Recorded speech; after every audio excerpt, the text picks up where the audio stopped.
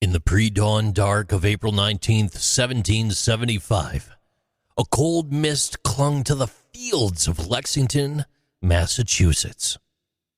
77 men, many of them farmers, carpenters, blacksmiths. They stood shoulder to shoulder on a village green, just 110 yards, or 100.6 meters across.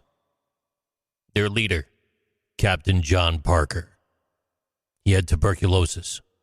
He told his men, "Stand your ground. Don't fire unless fired upon. But if they mean to have a war, let it begin here."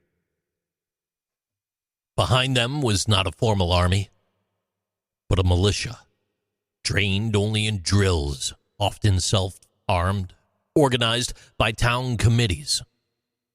Across New England, these Minutemen had pledged to be ready at a moment's notice. Parker's unit was one among many who had been watching the movements of British troops for weeks. Colonel intelligence networks, some organized by men like Paul Revere and Dr. Joseph Warren, were efficient. When British Commander General Thomas Gage ordered 700 infantry under Lieutenant Colonel Francis Smith to march on Concord, the warning went out within hours. Gage's orders were specific. Seize and destroy arms and powder believed to be hidden in Concord, 18 miles, 29 kilometers inland. What his superiors in London didn't grasp, and what Gage himself barely controlled, was how fragile the situation was. Gage, who had married an American woman and once urged restraint, was caught between his government's rigid policies and the volatile mood of the colonists.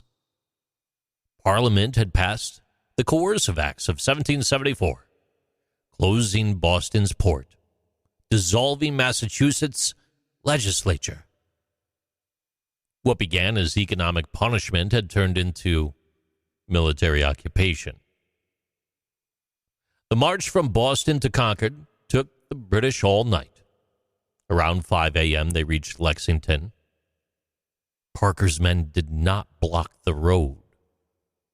They stood assembled. Then came the shot. No one knows who fired it. And then chaos followed. Within minutes, 8 colonists were dead, 10 wounded. The British moved on, shaken but still under orders.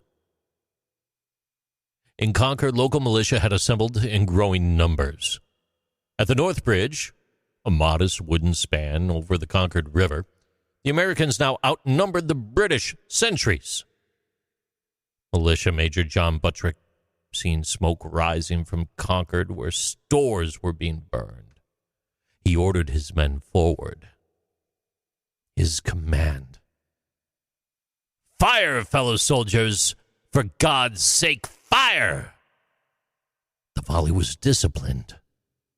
The 2 British soldiers that were first hit, they died on the spot. It was the first time Americans fired on British troops under direct orders from their commanders.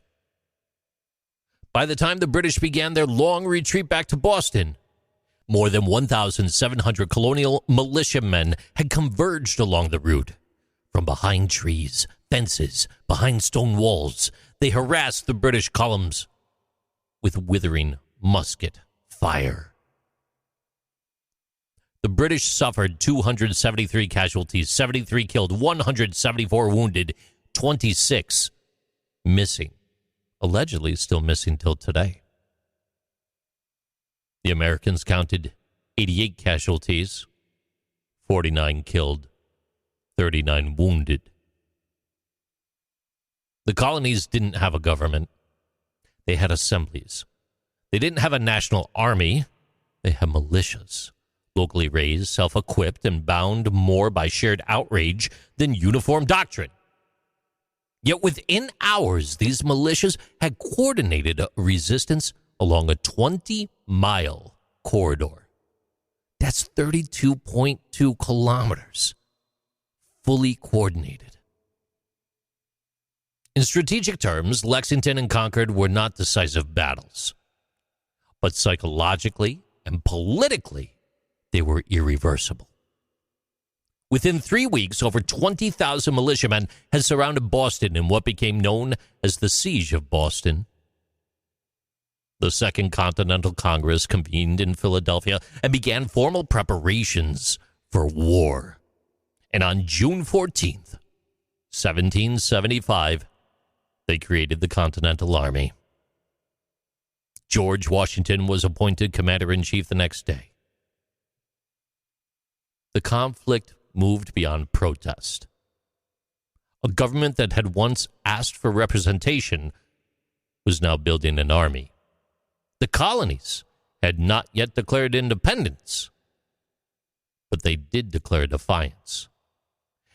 And in that April dawn, before any parchment, before any Congress, before any Independence Day, independence had already begun. These are Interesting Things with JC.